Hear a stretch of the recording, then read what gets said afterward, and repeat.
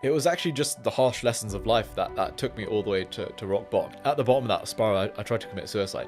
Reality doesn't care about your excuses. When you come back to reality, it makes you realize that that's the only thing that you can control and influence is yourself. Everything else that's happening around you just happens. You have to find something you're going to be willing to be obsessed with.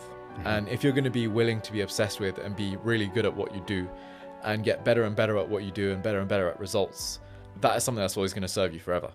Welcome back to the Mindful Creator Podcast, guys. Thank you so much for tuning into the show.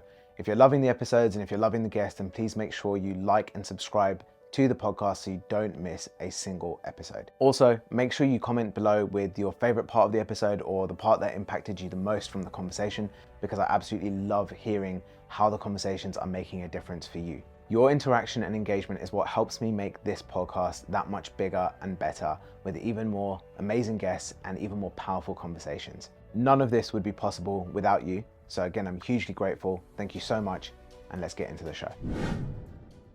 Welcome back to the show. My guest today is Neilen Mayani. Neilen went from working a minimum wage job to earning over 2 million in sales in Amazon, in an Amazon FBA business, which is incredible. No formal degree. You've suffered through mental health multiple times. You are proof that even when the odds are stacked against you, you can create a success. Yeah. Neilen, welcome to the show. Thanks for having me, Dupesh. Absolutely, bro. So let's get started with what the people listening need to know about you and your background that make you who you are today. I think at the root of it, it was all down to mental health issues and not knowing what I wanted at the time. Right. So, starting right at school, at the age of like 15 or 16, you're expected to know exactly what you want to do at a time where, how do you know what you want to do? You've done nothing with life. You haven't experimented with all the different fields that you might be interested in. That is I'm just going to stop you there for a second, because that is such an important point, which I'm so glad you're touching on. We'll go deeper into it, because the idea that you're meant to know what to do with your life at 18, 19 when you haven't actually experienced life is insane. Yeah. So go for it. Exactly. I mean, at that point, you've just finished, mastering things like English and maths and science and things like that. So how do you know exactly which one you want to follow in complexity, right? And, everyone else seemed to have an idea. I want to be a doctor, or I want to be a lawyer, or what have you. But I was just like, I think I want to do that, or maybe that, or maybe that. And, a lot of bouncing around meant I ended up doing a course in uni that I didn't know if I really wanted to do or not. Mm-hmm.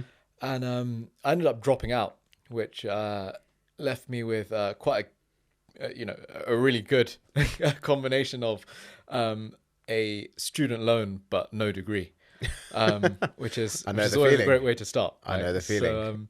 So, exactly. And it's it makes you feel like you're on the back foot for not only not having a degree, but now you've got the student loan as well. Mm-hmm. And my mental health at the time was just spiraling downwards further and further. And after dropping out of university, I tried to become a personal trainer for a little while, because I was really into gym and whatnot. But all that really did was it led to about a 6 month to a year career in fitness. And it just made me fall out of love with fitness completely after that. I stopped going to the gym even myself for quite a while after that. See, I didn't know that about you. And I feel like we've been living the same life at different times, because I dropped out of uni. Yeah. And I know I went back to uni because I felt guilty that I hadn't finished a degree. So I just forced myself through one. But because I still didn't know what to do, I became a personal trainer for a little while. Yeah. And that made me fall out of love with fitness, and I stopped going to the gym afterwards and everything, which is crazy that you've just said the same thing. Yeah. So go on, carry on. So, you did personal training, you fell out of love with that. What happened after that?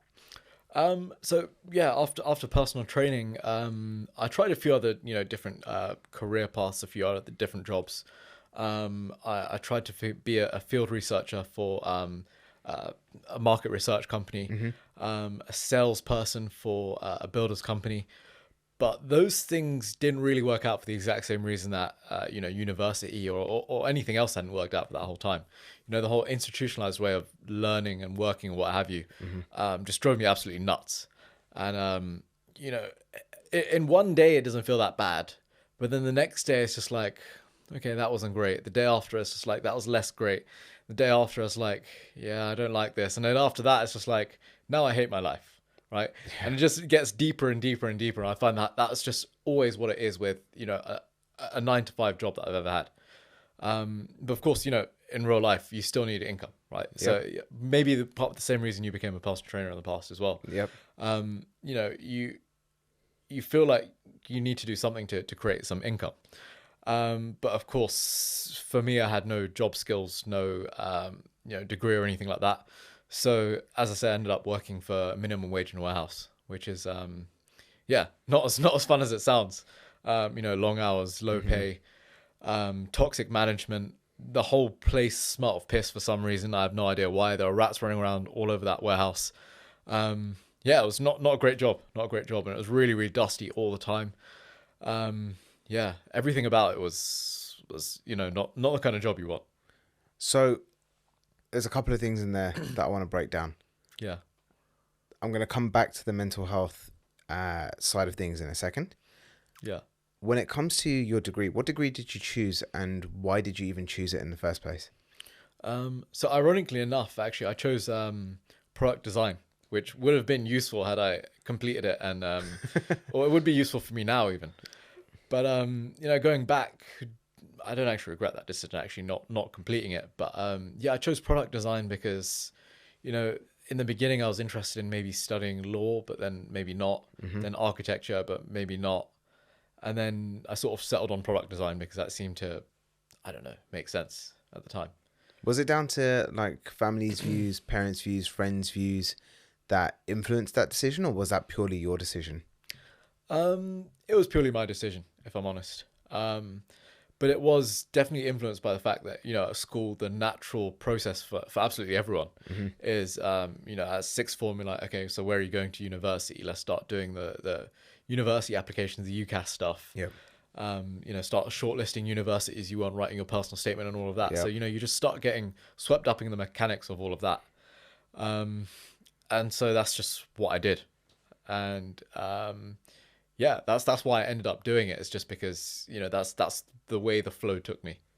You say you obviously don't regret your own decision for leaving. Yeah.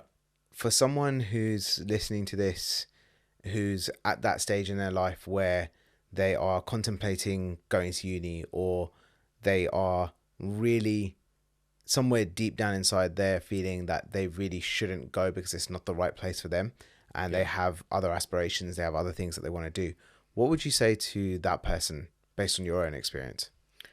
I would say if you're in that position, defer starting uni for 1 year at least. And then in that year, what do you do? Are you able to produce something on your own? Start building a skill that might, create income or create a job or a business from? Or did you end up wasting that year? Because that year will be very telling for you. If you don't have the self discipline to do something, then maybe the university path and getting a job might be a bit more suitable for you. Whereas if you feel like if you've got that restless nature where you're forced to do something anyway, then if you're not really particularly interested in a degree, then it's not going to be especially helpful for you. So that year will sort of help you to create your own map.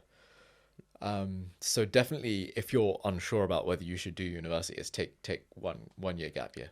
I love that insight because that's actually such good advice. If you can't do something in a year, or if you have this idea that you think that that's what you want to do, where you want to be entrepreneurial and you want to get stuff done on your own terms, a year is more than enough time to show you quite bluntly whether that's the right path for you or not, Yeah, because the amount of action you take in that time and the results you produce will be very telling, as you say. yeah, exactly that. So let's talk about mental health. Now, you mentioned that you went through bouts of, really dealing with and suffering with mental health. What actually happened specifically, and what were you doing to deal with it to help you get out the other side? The purpose of this podcast is to help you make your dreams a reality in every area of life. And that includes traveling and exploring some of the world's most beautiful destinations, like the Maldives. Myself and my wife took a trip to the Maldives last year, and with the huge number of islands to choose from and the cost differences between all of them, it all became a little bit overwhelming. That's where Simply Maldives, a dedicated travel agency for all the islands, stepped in, gave us the best advice, helped us plan our perfect trip, and got us a fantastic deal. That's why I'm proud and excited to say that I'm now partnered with Simply Maldives. Their expert knowledge can help you plan the perfect dream holiday. Whether you're traveling solo, traveling as a couple, traveling with your family and kids, or you have specific dietary requirements, they have something for you. So if you're interested in jetting off to the Maldives for your next dream holiday, then reach out to Simply Maldives through the link below, and I can guarantee you, you'll be well looked after. So at the time, it was mainly really deep depression, actually. So at university, that's when it started to really, I would say, like drill itself into my brain, like right into the middle of my brain. I'd say during university, the lonely times, the withdrawal, the lack of social integration with everyone else, that just sort of drilled that depression and loneliness and anxiety maybe a bit deeper and deeper into my brain. And then, after dropping out, there was always this voice in the back of your head, exactly as even you said that you're a failure because you've not got a degree, and that on top of the fact that you've got a university debt, a student loan, Yep. makes it even worse. So I think that sort of started piling on and piling on. And, I think those are things that you can hold for a temporary period of time. But as those things don't change, you're holding it for a long period of time. You're doing things you hate every single day. And, you seem to be just, as I say, spiraling lower and lower. Okay, fine, university didn't work out. So then you try personal training. Okay, that didn't work out. So then you try something else. Okay, that didn't work out. So then you end up hitting what you perceive to be rock bottom, which is working the worst job you can imagine, for the lowest pay you can legally be given, for the maximum number of hours that someone could possibly get out of you. So yeah, mental health naturally spiraled with the way my life trajectory was as well. So, was the trigger for that the fact that you felt lost in the degree that you were pursuing, or was there something else that triggered it alongside the fact that you weren't really happy with the way that life was heading? That's a good question. That's a good question. I think mainly somewhere around the end of school, something triggered in the idea that I realized that I didn't like doing the sort of things that everyone else did. The whole way of going to school, getting a degree, getting a job, and working at a job. Just that didn't seem attractive to me, if I'm honest. And I think mainly dropping out of uni really spiraled it a lot more. It triggered things a lot more. I think every single thing like that just accelerated things quicker. So, how did you practically get yourself from feeling, like you said, lonely, withdrawal, pretty much in a dark place, Yeah. into a place where that wasn't the daily feeling that just consumed you? It was actually just the harsh lessons of life that took me all the way to rock bottom is exactly what helped me climb back up it. So, at the bottom of that spiral, I tried to commit suicide. And in that experience of trying to commit suicide, there was a very lonely feeling of, almost like jumping off reality or consciousness or life into this deep depth of nothingness. Almost like jumping out into space, off a spaceship, into absolutely nothingness. And at that point, the whole loneliness and the whole idea of just self, the only thing that you know in this universe, when you come back to reality, it makes you realize that that's the only thing that you can control and influence is yourself. Everything else that's happening around you just happens. The only thing that you can control are your own actions. So if I was in a place that I hated, I can keep blaming this, that, or the other, or I can say that it was actually because of each and every single action that I took that led me there, right? Whether I have an excuse or not. Because at the end of the day, once you zoom out, no one cares about an excuse, right? You're depressed, you're ill, this, that, or the other. But at the end of the day, that still results in you working in a job that you hate for very low income, right? So reality doesn't care about your excuses. So once you remove all of those excuses or reasons that you might have, you start to see that actually where you are now is just a result of every single one of your actions. So if you're at a place that you hate because of every single one of your actions, surely you can go to a place that you love because of every single one of your actions. So you just reverse engineer the same way back up the spiral. So now, do you want to keep, working at this job that you hate so much? And of course, the decision was no. So I just started, reading around on things that I could do otherwise that were not about my job. But what can I do with regards to starting a little side hustle, doing this, that, or the other? And I randomly came across an article online about how you can buy things from China on Alibaba and sell them on eBay and Amazon. And I thought, yeah, that seems like an interesting idea. And I started doing that in very low volumes, and it worked out quite well. And that's literally how everything started. I got better and better at it, and did it more and more. Wow. So this whole journey into Amazon and the business you've created and the property investments and all the success actually was a result of attempting suicide. Somewhat, yeah. Yeah. And I guess trying to escape from a job that I hated. Yeah. And I think that's one of the big reasons why a lot of people actually don't end up, building a life that they really love, or doing something they love, or starting a business that they like, simply because they're stuck in a really good job, or a job that's not even really good, but a job that's okay or good enough. Yeah. And simply because my job was so shit that I had no choice but to swim away from it.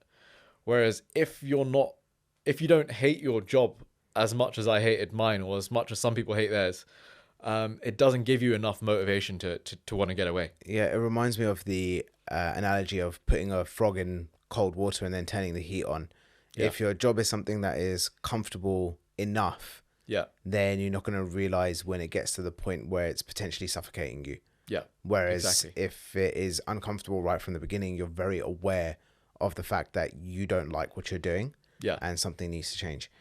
Before I move on to the FBA stuff, I think what we've touched on there is a topic that we definitely should be talking about more. So I just want to say thank you for just the vulnerability. And for anyone listening that's going through a shit time, a dark time, or a very lonely time, can you share some of the thoughts that were going through your mind when you were considering it, and what some of the thoughts were that helped you get out of it? So when I was considering it, honestly, it was about loneliness. I think one thing that resonates with a lot of people is that I'm not good at anything. So many young people that I speak to are like, I don't know what I want to do. I'm not good at anything. I'm not particularly good at selling stuff on the internet, or I'm not particularly good at maths or English or anything specific. But I think sometimes what it comes down to is what your habits like, what you enjoy. And when you start digging into those, there'll definitely be something there that I think most people can actually build a skill from that they're good at. I mean, for me, when it came to selling online, it was simply because I hate shopping with a passion. Whether it's grocery shopping or clothes shopping or shopping for the house or shopping for anything, I absolutely hate it. And the stupidest thing I can think of is driving like 45 minutes or an hour to park up at a shop, or park up somewhere and then pay for that parking, which is really far from a shop. Then you walk ages to go to a shop to see this really limited range of products, and you end up paying too much for a product that you probably didn't even really want in the first place. It was just because that's what they had, right?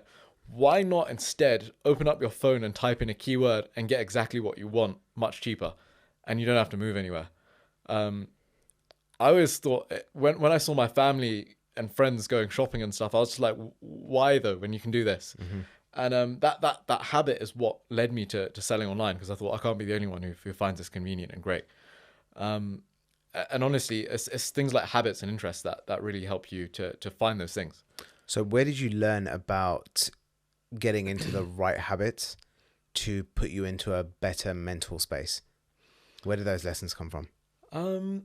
Those lessons came from, I think, mainly learning to be obsessed about something, right? So find something that you're willing to be obsessed about, and it's not going to be unhealthy. I mean, sometimes, whatever obsession you might have about your business or what you do might be considered unhealthy sometimes. But, you have to find something you're going to be willing to be obsessed with. And if you're going to be willing to be obsessed with and be really good at what you do and get better and better at what you do and better at results, that is something that's always going to serve you forever. And almost what I found is seeing life like a game. Back when I was younger, I used to play this game called Crash Bandicoot. Oh, I Right? loved Crash You know about Bandicoot. Crash Yeah, of Bandicoot, course. right? Every game seems impossible. You fall in that hole over and over Yeah. again, you die, but then you learn how to not fall in that hole. And then you fall in the next one. And then you keep doing that over and over again, and then you learn how to get past that in the next one. And every level seems impossible, but eventually you get to the end of that level, right? And then you get to the next level up, and the next level up, and the next level up. And that is what life's about. It's about learning how to avoid the mistake you made last time to get to the end of the level, and then complete that level and get to the next one up. And I think money is like apples, right? In that game you collect apples, and you get 100 apples, you get an extra life. Yeah. Sure. But if you preoccupy yourself with collecting apples, you're not going to complete the level and get to the next map, right? So life is actually about learning to avoid those mistakes, complete that map, and get to the next level. Not about being sidetracked by the apples. The apples help, sure, but definitely that's the way I thought helped way more. I love that analogy. Life's about completing the level, and you essentially Collect points along the way. collect points, collect apples along the way, Yeah. and whatever you collect along that level is whatever you collect, and it's Exactly. going to come with you to the next level. Exactly. And, there are always going to be points to be collected. Worrying about each and every single point will give you a scarcity mindset, thinking there are no more points to be had. So it stops you progressing through that level. You sit there worrying about every single point you're collecting. Instead, if you just smash through the level, you'll collect loads of points along the way. Or you might not, but the whole point is to get to the end of that level and move to the next one up and the next one up and the next one up. That's how you progress through the game. That's the point of the game, not to collect apples. So how do you help someone who has the mindset where they might be sitting there going, I'm leaving too much money on the table, and then become obsessed with collecting the apples, as you put it? How do you help that person shift their mindset to go, it's okay to leave a couple of apples behind? Yeah. Because the goal is to get to the next level. What's the one thing you could say to that person to just shift their mindset? The way I always see it is, especially money and cash, I see it almost like liquid or water, right?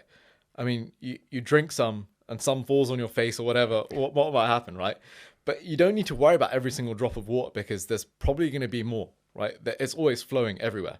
And I see cash and money as almost like, in fact, even more, accessible than water. In fact, I'd say it flows everywhere, left, right, center, all around you.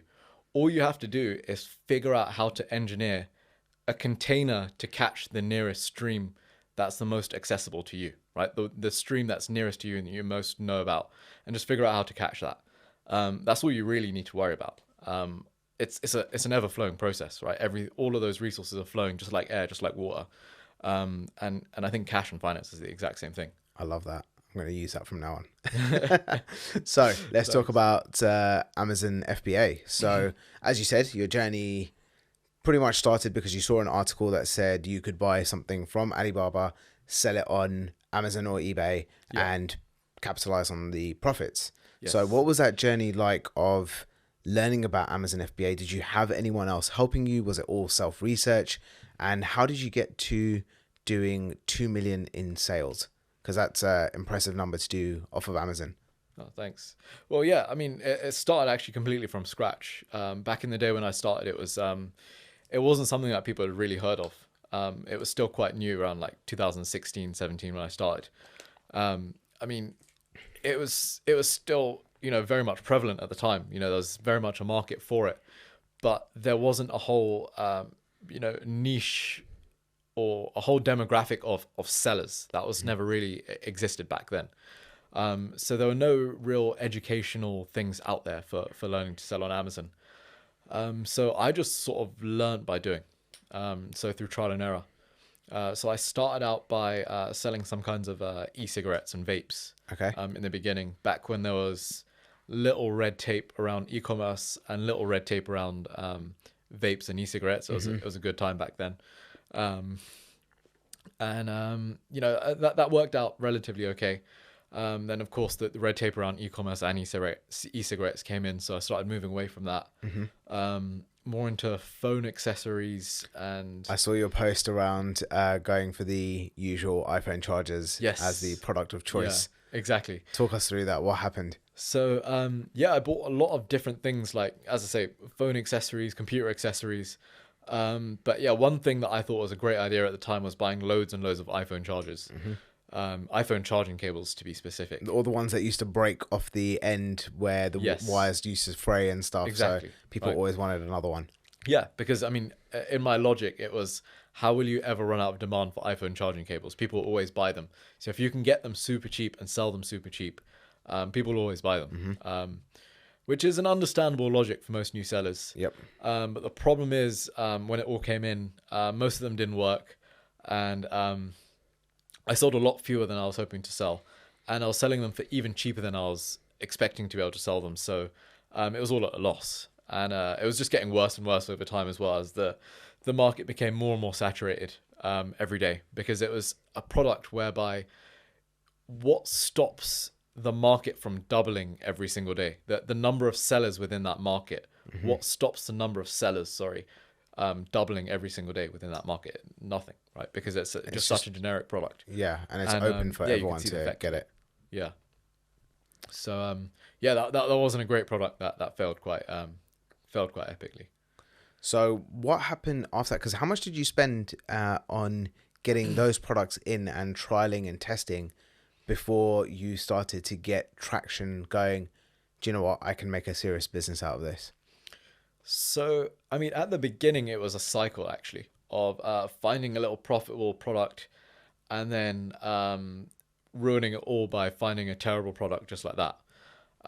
Or, something that works relatively okay and then wasting all the profits on really dumb products like iPhone charging cables and whatnot. Okay. And slowly it took some time whereby I started realizing that selling products that were a little bit further outside the box, not the sorts of things that everyone has already thought of, not the obvious things. So just taking a bit more time to look around, think about the sort of things that, not just I might buy, but what other people might find useful. Little areas of people's homes and my own home, my parents' homes, my family's homes, where I see could there be products that people are buying that, how would you say, that a lot of homes need, but not everyone has thought of selling, right? So for example, everyone thinks of selling iPhone charging cables. That's obvious. But as I say, like things like, motion sensor lights for little corners of the house that are not always well lit. That's a little lower down the priority list of where people are thinking of selling a product. So that's where I started looking. So that is interesting because how do you come to the logic and realization that something that isn't so high priority for someone actually ends up becoming a better product to sell than the one that is on maybe the forefront of every single person's mind, because this is in everyone's hand all day, every day. Yeah. So how does that, where'd you get that logic from? How do you even decide that? Mainly just through testing. So to begin with, as I say, I tested out a load of generic stuff.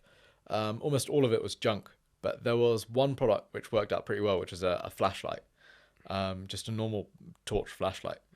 And so over time, I started removing more and more stuff and focusing more on things like the flashlight. And I started selling other types of flashlights, bigger flashlights, smaller flashlights. And then I started looking into other kinds of ways to, deliver, well-designed lighting. And, I tried out loads of random different lighting products. And one of them, which was a battery-powered motion sensor security light, worked really well. And so I stuck with that, and that worked out really well. And when I say really well, it worked out even better over time, right? So it didn't just start selling, but it started selling increasingly so. So, first month it might be like 10 units a day, then 20 units a day, then 30 units a day. So it was accelerating in terms of its growth. And so I started testing out other products similar to it, and not all of them worked. I found that there was a theme or a trend to the products that were starting to work. So I just started narrowing down all of my tests to, if I test products that are only within that trend of what I noticed to be selling well, will that work? And that's exactly what worked. So, I mean, I know a lot of people who've tried to get into selling on Amazon, selling on eBay. Yeah. It's not worked. Yeah. Why would you say it's worked for you? And why does it not work so easily or efficiently for the majority of people? Is it the product? Is it not really understanding the numbers behind the business? Like what do you think it is? Normally it all comes down to the product. That's normally the main hinge of everything is the product. If you choose a good product, it's going to make the rest of the journey a lot easier. If you're selling the kind of thing that everyone else is selling, or selling the kind of thing that no one else wants, then you're always going to be facing an uphill struggle. It always comes down to product research and product selection, definitely. And a lot of people fail with that because they're impatient. So, you're looking to find that product within an hour or within a week or, even within a month. Quite often it takes quite a while to find that winning product. I mean, it's definitely worth it once you find it, but it takes testing of, will this product work out? Will this not? Quite often you'll come across unique ideas where you have absolutely no idea whether it's going to work out or not. So you just have to test it in low volumes. So it does take some patience of doing that to actually find a winning product. And that's where most people fail or fall down. And just like my mistake as well, is where you think, oh, this must be a winning product. I'm going to take all of my budget and throw it at just this one idea. And then that doesn't happen to be a good idea. But you couldn't have known that because you didn't test it. So a much better way of doing that is just, instead of throwing all of your budget at one idea that you love, is just putting a tiny bit of your budget to loads of good ideas and seeing which one the market likes the most, and then funneling all of your resources towards that. Spoke a lot about budgets. Yeah. What would you say is the budget required for someone to be able to find and test a product enough to know that it's worthwhile to pursue that one? I would say from end to end, 3 to 5K. I'd say from end to end, 3 to 5K yeah. per product. So that's to find your first main winning product. So that would include, any other kind of admin costs that you might incur, setting up, things like, filing a trademark for your brand, and, paying for samples and the shipping of those samples. And then, of course, filing design rights on certain products that you think are worth protecting, and then buying more stock for, the good products. That will set you back roughly 3 to 5K to find that right product. But then once you found that product, product, you can feed that turnover and profit back into the same system to just keep buying more stock. Okay. Do you have a formula to be able to narrow down from because my last Google search showed that there are over 12 million products on Amazon. Yeah. Which is not a small number. It's very different to the number of products you'd see in a small selection when you drive to the shop and you see that tiny little part of a shop, right? So do you have a formula or a set number of steps that you go through to be able to narrow down the product that is going to be best to test? Yeah, definitely. So the first one I'd say is at the top of my list is definitely finding something that's not so simple that everyone's thought of it. So just like with my first mistake, smartphone accessories, computer accessories, selfie sticks, the sorts of thing everyone thinks of at first, you're thinking a bit further outside the box than that. So that's the first rule. The second rule is actually on the opposite end of the spectrum. You're not looking to reinvent the wheel or go for something that's so complicated it's likely to go wrong and be returned. So, Wi-Fi video doorbells, cameras, headphones, speakers, those sorts of things. You're looking for something a little bit simpler than that. Something that's not going to be so complicated it's likely to go wrong and be returned. The third thing is something that mainly retails for between 15 and 30 pounds. That tends to be the sweet spot. Things that are a bit too cheap, you're going to have to sell a lot of units to create a livable income from those profits. Anything that's too expensive, you're going to have to work quite hard to sell it. So between 15 and 30 pounds tends to be that sweet spot. The fourth thing that I'd always add on as well is you're looking for something that solves a everyday problem by just combining several different very simple functions. So sometimes, just combining several different simple functions into an everyday product can solve a really common problem in a way that you've never thought of. And do you have an example of a product like that puts together multiple functions into one thing? So yeah, I mean that very first winning product that I sold, right? It was a case of, quite often around the home. I mean, I first noticed this around my mum's house. There were certain blind spots which were really dark at night, and there was no lighting around, and there were no wiring, ports, so you couldn't really plug anything in. You couldn't install a light so easily. So why not have a stick-on light? Now, knowing my mum, she wouldn't like holes in the walls, so why not put a sticky pad with that light so that you don't have to drill it into the wall, but you can stick it on the wall. And those lights are sometimes not always the right angle, so make it within a ball so that you can move it to whatever angle you need, or even removable. So none of those things were really reinventing the wheel. Sorry. Nothing reinvented the wheel there. It was just a case of having a motion sensor security light, which can be installed in a practical way. That is genius. Yeah. I mean, it's not even genius, is it? It's... Well, I mean, it is genius to be able to capitalize on it. Like, it is impressive.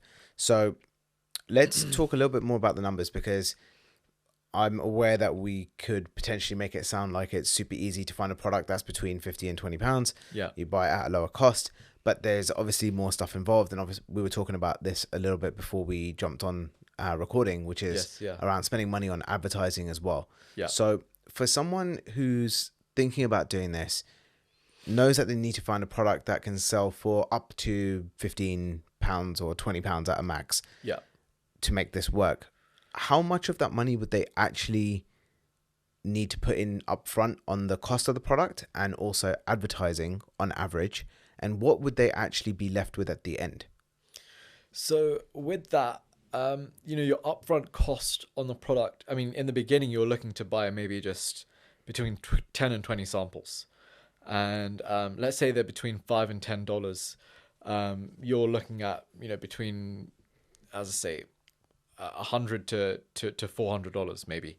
So about, let's say, £350 per product. Let's say you're looking for about 5 different products like that. So let's say that's about £2,000 on products.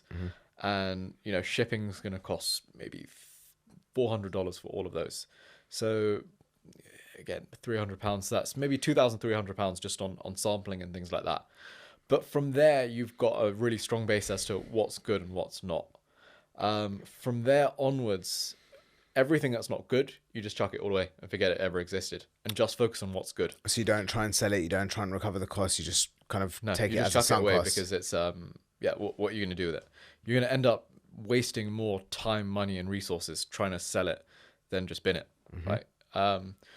So once you've chucked that away and decided, that's no good, what you do is you go back to that same supplier you bought those initial samples from.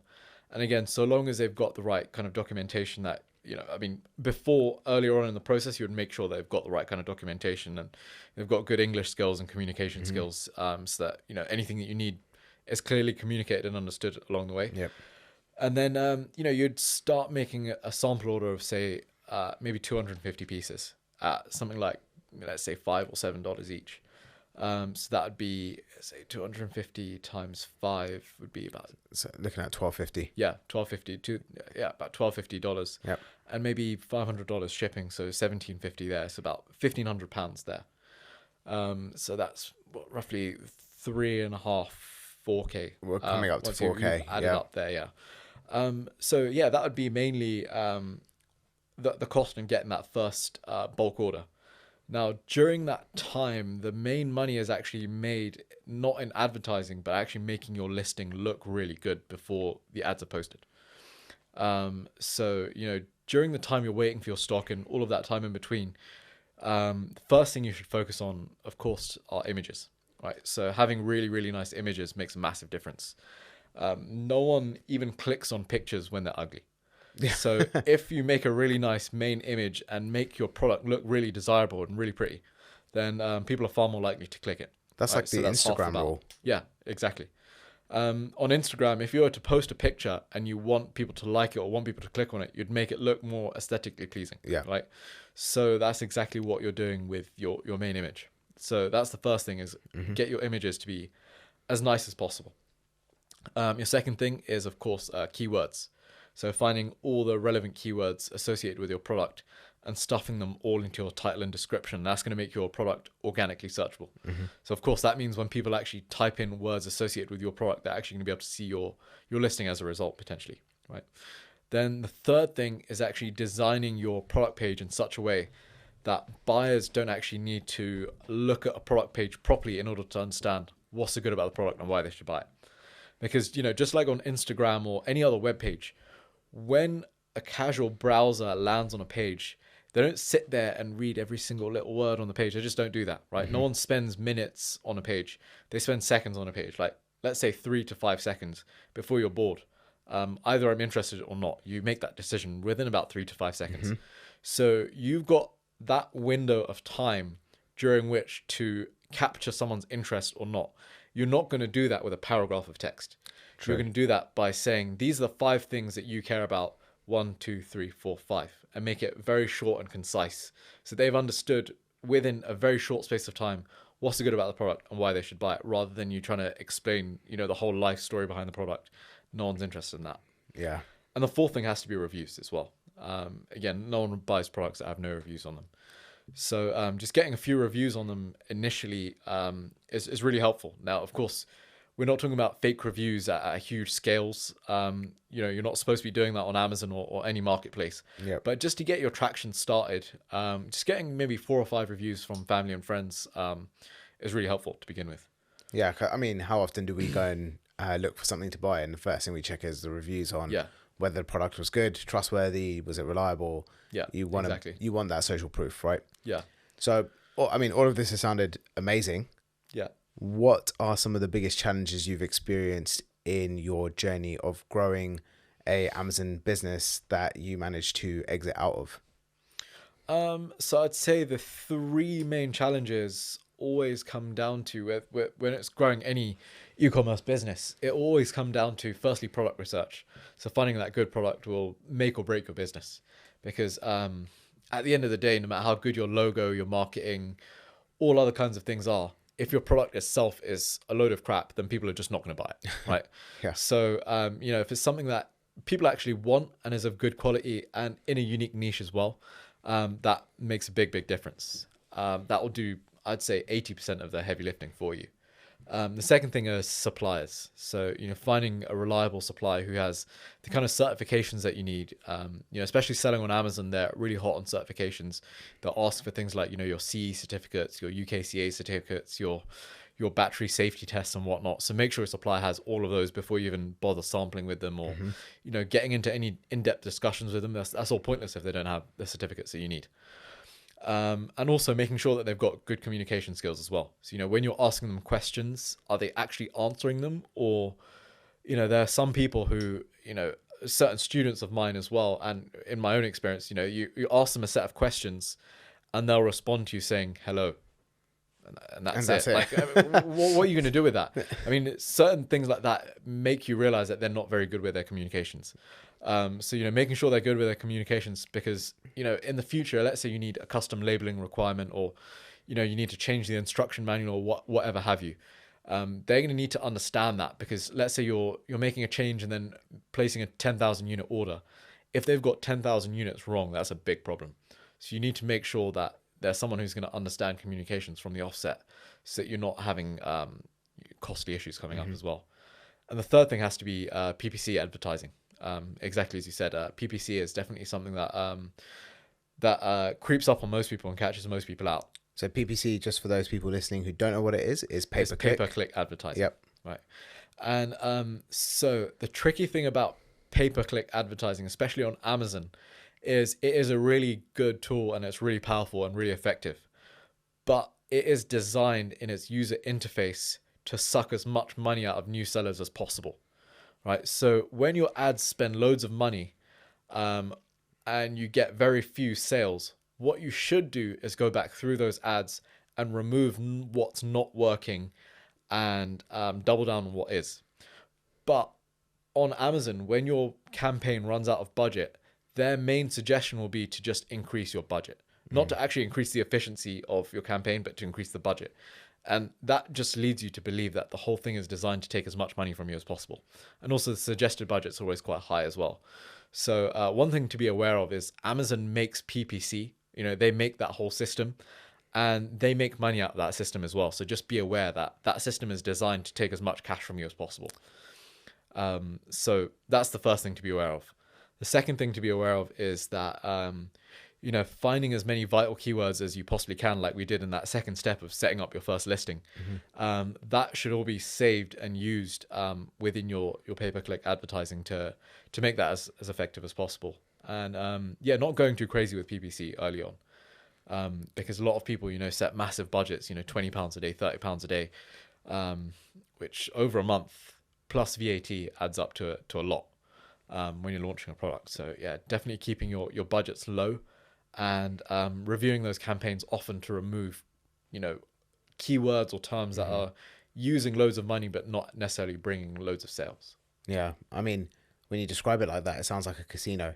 Yeah, where the house it can always be a wins, bit. right? So Yeah, that's exactly. an interesting one to be aware of for sure. Yeah, definitely. Okay, I've got one last question for you before I move on to the next section, and it's the last thing around e-commerce. Now, obviously, your background is Amazon FBA, and you've done extremely well with that.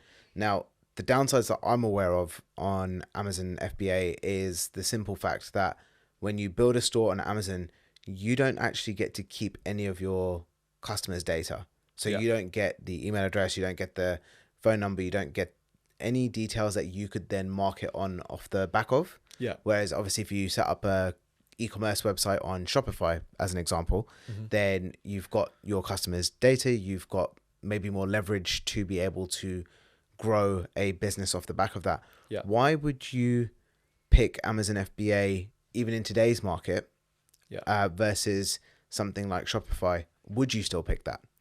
I would always say have both. So have a wide variety. Make sure you're spread over all platforms. So make sure you're on Amazon, but also Shopify and eBay and any other relevant e-commerce platform that you should be on. That means that your net is as wide as possible to catch as many sales from as many platforms as possible. So that's where I'd start, definitely. But the main reason I'd say is you should always be on Amazon is because, even you yourself, Dipesh, when you need something, do you get out your phone, open up Safari and Google it? Or do you just open up the Amazon app and search it in the Amazon app? You search it in the Amazon app. I'm going on the Amazon app, or if I do go to Safari and I'm Googling it, then I'm looking for that Amazon link that's going to take me to that product. So that's a great point. So most people are shopping on Amazon first when they're looking to buy something online. So that is where the majority of traffic comes first in terms of shoppers. So you're going to reach shoppers much more quickly, much more readily available, and be in the way of much bigger traffic if you're on Amazon, as opposed to just your own website or eBay. But on that, you're mentioning that you don't get to keep any of the customer data on Amazon, whereas on your own website you can. So another great way of making your offer on Amazon, your product on Amazon, a little bit sweeter and a little bit more unique, and stopping people copying your exact product and offering, is to offer a little warranty on the end of your product. So for Proxnova, I used to call it the Proxnova promise. If your product arrives and it's broken, or if anything ever goes wrong with it, we'll replace it or refund your order. Now, the only thing you have to do when you get your product is there'll be a card with a little link on it, a little QR code, sorry. You scan that QR code and you have to fill out a form which inputs your name, your number, date of birth, and I think address as well. Right. And essentially those give you all of the key details that especially Facebook and other data markets will need to create lookalike audiences of that. So essentially you're offering your customers a warranty in return for farming all of their data, so that you can use that to plug it back in elsewhere. That's a great little hack to... And it makes your offering more attractive. Yeah, 100%, because you're giving them better peace of mind about why they should buy from you. Yeah. And then you are bypassing the ability to capture their data, which is genius. Yeah, exactly. And you can use that for email marketing as well. Yeah. And of course, you just collect it all up and feed it into Facebook to create lookalike audiences, and they'll find people that are very similar to your previous customers. I'm getting a much clearer sense as to why people come to you for FBA coaching. It's it's amazing to hear your knowledge out loud. So, okay, I've done a bit of a deep dive into your socials. Nice. And I've picked 3 comments / statements that you've made, which I found really interesting. Yeah. And I wanted to get your take on them live while we're here. Okay. Cool. The first one is, everyone's got their special talent, but I don't have any. Yeah. And I found that super interesting. What was your mindset when you were thinking that way? And do you still think that way today? So weirdly enough, yes, actually. I think we're all the same, and everyone who thinks they're bad at things, they might be bad at something, but they're good at something else, right? So you just need to find what you're good at. Do I have any particular specific talents? Not especially, but it's just a case of anything that I'm good at or that anyone's good at is a case of doing something over and over so often that would be unreasonable for you to not be good at it, right? So I mean, even when it came to sales, be it in person or on Amazon, especially in person, actually, when I first started out in person sales, I was absolutely terrible at it, but I kept doing it over and over and over and over and over again. And at some point, after I've done it so many times, it's unlikely I'm still going to be bad at it, right? Like if I gave you a bike and said try and ride this every day, I'm not going to teach you how to do it. Just figure out how to ride it every single day for a year. Within a year, if I come back to you, you'll probably know how to ride it, right? Because if you just practice it every day, you'll get good at it. And that's so nothing requires any special talent. It just requires you to just keep practicing it again and again to get good at it. I love that. And it reminds me of what Alex Hormozi talks about, which is you repeat something enough, you create an undeniable stack of proof that you have the ability to do that thing. Exactly. And I mean, I get it from the sales perspective because I used to be so anxious coming into selling anything to anyone that I would actually sweat through whatever I was wearing. Yeah. Because I used to shit myself about having a conversation with another human being. Yeah. But do it enough times and it becomes second nature. Yeah. That's it. Okay. Second one. Time is the ultimate currency. You can make more money, but you can never create more time to exist in. Yeah. What taught you that lesson? Definitely seeing money come and money go, but time sort of never shifts, right? You get older at a very regular pace, and people come into your life. There are new family members being born, and other family members that unexpectedly leave, and at the end of it, I think very few people are sitting wondering, "Oh, I wish I had more money," or I wish I had nicer things. I think it's very rarely about money. Time is everything, right? I mean, you've got a certain amount of time on this earth, and that's it. And exactly as I say, life is about like completing that level, and then going up to the next one, and then completing that level and going up to the next one. And money is just like those apples that you're collecting along the way. It's not really a currency. The time playing the game, that's the currency. And yeah, I mean, as I say, money comes and goes. You can have £1 in your bank account today, and then £1,000,000 tomorrow, and then £1 the day after. But time is never going to be like that. Time is always going to be consistent. A day is always going to have 24 hours in it. A minute is always going to have 60 seconds in it. It's not going to change in its volume or its value. Yeah, I love your analogy with the Crash Bandicoot game. Yeah, with time. Definitely. Honestly, that made me one time late at night playing Crash Bandicoot while I was a little bit drunk. That's really what made me realize that's actually what life is all about. It's the best time to have an best epiphany. Illustration. Yeah, a little bit of whiskey or whatever's on the side, a bit of Crash Bandicoot, and life starts giving you some insane insights. It does. I love that. It does. Okay, final one. In order to receive, you must give. Yeah. Which is a rule of life and karma. When you give without expectation, everything gets returned to you tenfold. Yeah. Where did you apply that in relation to you creating your business success? In relation to creating my business success. So to give that story in that sense would be quite intangible. A better story that I could give that would be much more relatable to most people is I remember I was on holiday in Mauritius, and there was this great barista. He always made a really good effort with us. He always brightened up our morning every time he spoke to us. He remembered our orders, and the coffee was really good. And so I gave him a tip which was worth £20, right? And I didn't expect anything from that. I gave him that tip just because I liked him. And so in return, he then told us about the secret gift that was hidden around the hotel once a day for guests. And we found that secret gift, and that secret gift was worth £50, right? And then on the last day, we had, a late checkout, which we should have paid, I think, £100 extra for. Yeah. And he was like, yeah, let me talk to reception. And, he sorted it out so that we got free late checkout, which saved us another £100, right? And the whole point was I gave something to someone with absolutely no expectation of receiving. And what I got back was favor, which was far more than what I'd given. And what that means is sometimes when you show goodwill, or at least goodwill is quite often worth far more than what you've given. Showing kindness and giving something first will often create a massive bank of karmic goodwill, which always somehow seems to be bigger than what you've parted with in the first place.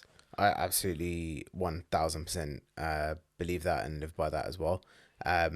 There's a couple of rules around that actually in religion as well. Multiple religions have this as well, where 10% of your income goes towards charity. Yeah. With absolutely zero expectation of anything in return from that charity or from anyone else. And what is amazing is that the more freely you give, Yeah. the more rapidly it comes back to you. Yeah. From places that you'd never even expect. Definitely. And that is a perfect example of that. Yeah. I find even myself, I very rarely need to ask for help, so to speak. If ever I'm in need, naturally, I find the resources around me, simply because if I'm able to help people for no reason, for no benefit, quite often other people are able to help you for no reason or no benefit. It seems to just work in a karmic way. Yeah. Just the cycle keeps going. Yeah. For sure. Final 4 questions for you then. What do you think is the number one skill that is essential for someone to learn in the modern day? Number one skill for someone to learn in the modern day? That is a good question. I'd say I would split it into a few, but I'd say it all comes under the umbrella term of sales and communication. In fact, I'd say sales, communication, and presentation, they all come together. Okay. Right? Basically, being able to clearly communicate something without getting into waffle. So, just like in Wolf of Wall Street, when he says, sell me this pen, no one's going to sit there listening to all of these long-winded descriptions about why the pen's so good. Tell me what that pen will do for me and make it quick and easy and accessible for me to understand. And that is a really important skill in whatever you're going to do, because it's being able to communicate something to somebody quickly and effectively and getting them to understand without having to, feed too much information into it. I love that. This podcast is called The Mindful Creator. What does being mindful mean to you? Being mindful, I think, means being self-aware. And I think being self-aware doesn't mean just being aware of yourself. It means being aware of yourself in relation to the entire world around you, right? So if you're one of 100, I love that. It doesn't mean, if I'm self-aware as one of 100, it doesn't mean I'm the only person that exists here. It means that I'm 1% of everything that's in here. So being self-aware has to understand the universe that you're experiencing, but also the impact that you have on everyone else's experience and universe around you as well. I think that actually perfectly ties into the essential skill of sales, because I agree with you on the sales aspect, because it's been the one thing that's saved me from so many things, and it's helped me so much to progress in my own career and earnings and everything else. But when you're selling to someone, you have to be absolutely self-aware of not just yourself in that moment, but what your prospect or your client is going through to be able to effectively sell in that process as well. So I love those two. How another person thinks and feels exactly is crucial to understanding. Yeah, absolutely. Okay, final 2 questions then. Do you have a favorite book or movie that you've read or watched that's had a significant impact on your life, and what was the lesson? I would say my favorite book to start with has to be Think and Grow Rich by Napoleon Hill. One of my favorites. Yeah, exactly. And I think it's one of those things that anytime I've ever had self-doubt about anything, is I always think back to the lessons of that book, is that just think about what it is that you want. What is the outcome that you're trying to achieve? and just hold that thought in your mind as strong as you possibly can. And then if you see that as a destination, what are all the steps that you need to take to get there? I mean, that's never going to work out perfectly the way that you expected it to. But, surely you can take a detour around. But ultimately, as long as you think about the place you want to get to specifically and hold that strong in your mind, you'll always figure out a way to get there. Yeah, the power of thought and truly wanting something is something that I think most people don't realize the actual power of. If you truly dedicate your mind to something, you can actually do almost anything. Did the book Think and Grow Rich teach you about the power of thought? Has there been anything else that's amplified your ability to focus that power of thought? I'd say, yeah. I mean, within that book, what you learn has to be that, yeah, focusing on that desire and why and being specific about it. Yeah. Yeah, mainly just focusing on the actual actionable steps that you're gonna need to take to get to where you want to be. So focusing on action rather than thoughts is also definitely much more useful. So sometimes you might have self-defeating thoughts, you might have self-doubt about what you're doing, but just keep moving. Stop focusing on negative thoughts. Not even focusing on aspirational thoughts, but just focus on action, because action is the only thing that's actually going to change the now to the future. Is the things that you do in between then and now. Yeah, I love that. You find yourself in the storm, keep going. Yeah, exactly. Don't stop. Cool. Final question for you. If you could go back in time to one point in your life to your younger self, yeah, and give your younger self one piece of advice, yeah, what age would you go back to, and what would you say? That's a good question. I would go back to maybe the age of 21. I think I'd go back to the age of 21 and say, don't worry so much, actually. Focus on being really, really good at a few things. So pick maybe 2 or 3 things to be really, really good at, and stop focusing on being good at all of the other things that everyone else seems to be good at. And as long as you can focus on 3 main things that you're better than everyone else at, then you can make almost anything of yourself. I love that, dude. Thank you so much for taking the time. Now, obviously, you are a coach that helps people set up their Amazon FBA businesses as well. Yes. So where is it best for people to find you or reach out to you to get in touch if they're interested in working with you? So you can find me on Instagram at Neilen.inc. Which will be tagged in all of this as well. Yeah. Yep. And you can also find me on my website as well, Neilen-inc.io.